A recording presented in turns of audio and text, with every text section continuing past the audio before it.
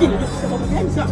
Lengo ambalo ukitoka upande mmoja kabisa kabisa sasa ukiingia dua alafu nimeoa mke mwaminifu Afrika Mashariki hapo. Hiyo na ndio maana hata ukiangalia kwa hapa mtaani kwetu kuna vitu vingi hapa. Si mke wako yule shemeji yangu?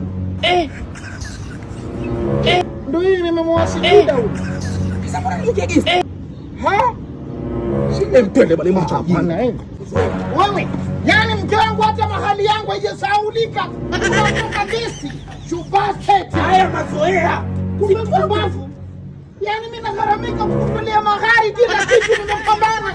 Alafu agharimika kila maisha unachotaka na kununulia. Mazoea mbaya. Usinongea hapana.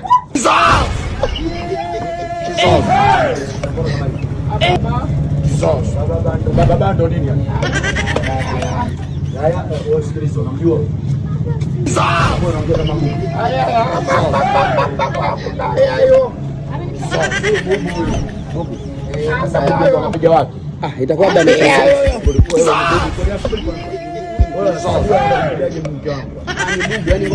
ni bubu hajaelewa.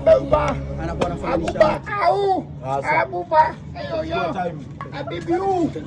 Ayo. Mke ushanyang'anywa toka. Sasa mtu anaongea baba.